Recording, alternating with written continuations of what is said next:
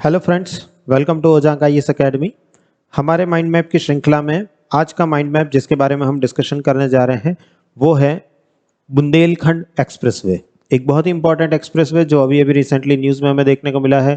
प्रधानमंत्री नरेंद्र मोदी जो हैं वो जाकर के इसका उद्घाटन करते हैं और एक ऐसे क्षेत्र के विकास के लिए जिसको कि जनरली सामान्यतः हम देखते आए हैं कि जिसकी उपेक्षा की जाती रही है हमेशा राजनीति के द्वारा, उस क्षेत्र में विकास के एक नए दौर को हम देखने जा रहे हैं। तो चलिए समझते हैं ये माइंड मैप जो है किस बारे में बात करता है। ये बुंदेलखंड एक्सप्रेसवे क्या है, एक्सप्रेसवे क्या होते हैं, बुंदेलखंड क्या क्षेत्र है, सबको समझने का हम प्रयास करते हैं। पहले थोड़ा सा समझ लेते हैं कि बुंदेलखंड किस जगह को कहते हैं। अगर आप इंडिया के मैप में देखेंगे, आप एटलस उठा करके देखेंगे तो भारत जो ये कंप्लीट मानचित्र हमें देखने को मिलता है, इसके बीच में उत्तर प्रदेश और मध्य प्रदेश के बीच का जो क्षेत्र है, बॉर्डर के बीच का, वो क्षेत्र कहलाता है बुंदेलखंड का पठार। बुंदेलखंड क्षेत्र से नाम से जाना जाता है। और फिजिकली अगर हम बात करें, भौतिक रूप से ये एक पठार है जो कि उत्तर प्रदेश और मध्य प्रदेश के बॉर्डर पर दिखाई देता है। अगर आप उत्तर प्रदेश मध्य प्रदेश का जो पेज है एटलस में उसे ओपन करके देखेंगे तो आपको ये पूरा क्षेत्र इस तरीके से फैला हुआ आपको दिखाई देगा। यूपी में और एमपी में ये बीच में बॉर्डर आपको दिखाई दे रही है।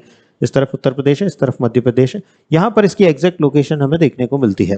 इस क्षेत्र के बारे में बात हो रही है, बुंदेलखंड के बारे में, जहां पर कि एक एक्सप्रेस वे जो है वो बनाया जा रहा है।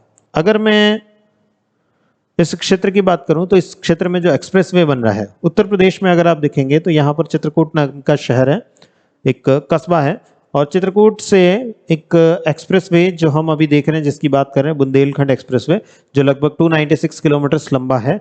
यहाँ से लेकर के उत्तर प्रदेश में ही इटावा नाम का जो शहर है, इटावा नाम के शहर में कुदरेल नाम के गांव तक ये जा रहा है। यहाँ पर गोंडा विलेज जो है, गोंडा गांव चित्रकूट में, वहाँ से ये एक्सप्रेसवे ओरिजिनेट करता है, निकलता है और जाकर के एंड होता है कुदरेल गांव में, जो कि इटावा शहर में हमें देखने को मिलता है। और आगे लखनऊ आगरा एक्सप्रेसवे जो आपको दिखाई दे रहा है उसमें जाकर के मिल जाता है। यानी एक्सप्रेसवेज की कनेक्टिविटी, जुड़ाव जो है यहाँ हमें देखने को मिल रहा है।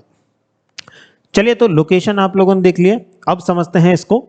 अभी रिसेंटली 16 जुलाई को प्रधानमंत्री नरेंद्र मोदी ने इसका उद्घाटन, इस एक्सप्रेसवे का उद्घाटन किया है। इसके अंदर फिलहाल अगर हम बात करें तो केंद्र सरकार जो है वो देश के जो अलग अलग क्षेत्र हैं उनकी कनेक्टिविटी को बढ़ाने में, उनके जो बीच में जुड़ाव जो है उसको बढ़ाने में प्रतिबद्ध है। काफ़ी ज़्यादा एक्सप्रेसवे, काफ़ी ज़्यादा हाईवेज जो हैं वो अभी हमें रिसेंटली बनते हुए या उनका उद्घाटन होता हुआ हमें दिखाई दे रहा है।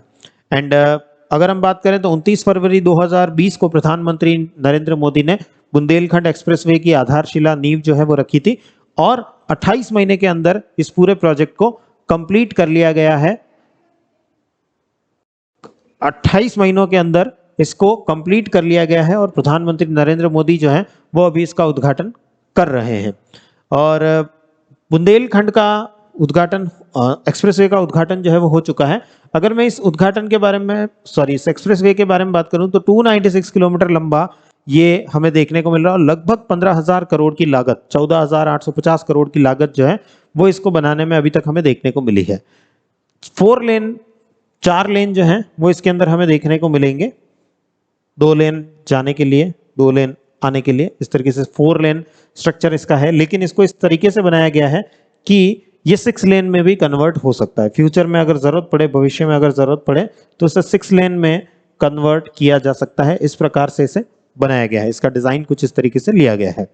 और कुदरेल गांव तक इसका विस्तार है। NH35 वहां पर जा रहा है, नेशनल हाईवे नंबर 35, उससे इसकी कनेक्टिविटी हो जाएगी।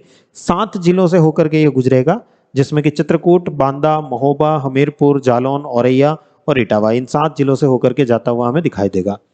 इसके बारे में महत्वपूर्ण क्या है, इसका इतना ज्यादा महत्व क्यों है?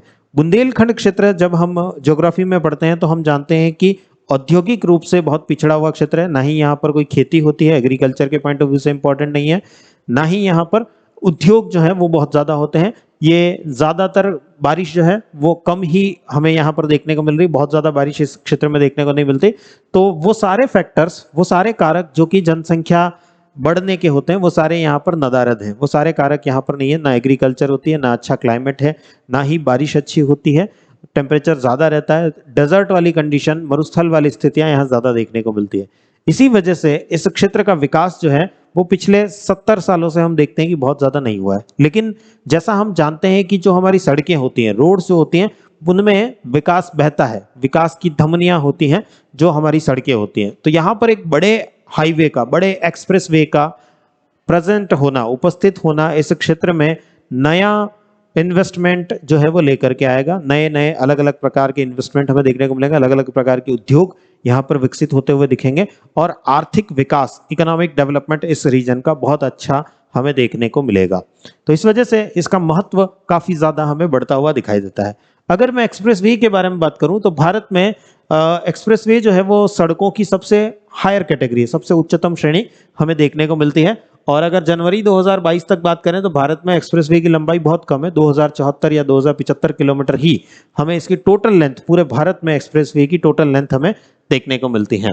इसके अलावा अगर सबसे लंबे एक्सप्रेसवे की बात करें तो 340 किलोमीटर लंबा भारत का जो पूर्वांचल एक्सप्रेसवे है वो भारत का सबसे लंबा एक्सप्रेसवे है। जबकि सबसे चौड़े एक्सप्रेसवे की बात करूं तो दिल्ली मेरठ एक्सप्रेसवे 14 लेन चौड़ा हमें देखने को मिलता है। और भारत में राजमार्गों का जो घनत्व है वो विश्व की तुलना में बहुत कम है। आज भी भारत में राजमार्ग जो है, नेशनल हाईवेज जो है, एक्सप्रेसवेज जो है वो काफी कम हमें देखने को मिलते हैं। तो ये हमने समझा बुंदेलखंड कहाँ है, कैसे है, किस प्रकार से उसके विकास के लिए क्या क्या प्रयास किए जा रहे हैं, और उसी में हमने एक्सप्रेसवे को भी यहाँ पर समझने का प्रयास किया है।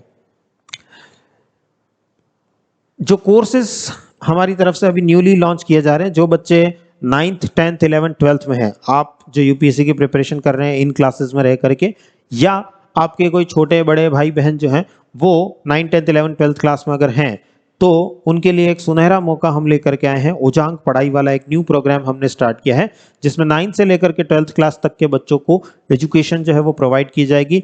जो इंडिया की टॉप क्लास फैकल्टीज हैं वो सारी फैकल्टीज जो हैं वो यहाँ पर आप लोगों के लिए अवेलेबल है। अलग अलग सब्जेक्ट्स, जो बच्चा जिस सब्जेक्ट को लेना चाहे, 9th 10th में सारे सब्जेक्ट्स कॉमन होते हैं, वो कॉमन सब्जेक्ट्स भी पढ़ाए जाएंगे।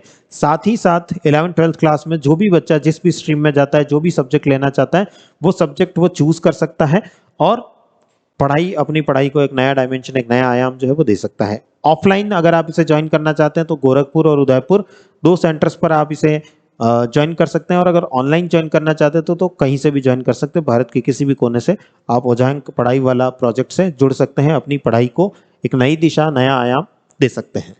चलिए तो मिलते हैं अगले सेशन में किसी एक ऐसे ही नए टॉपिक के साथ में, और समझेंगे उसी टॉपिक को नेक्स्ट सेशन में। थैंक यू बच्चों, थैंक यू एवरीवन, मिलते हैं नेक्स्ट सेशन में।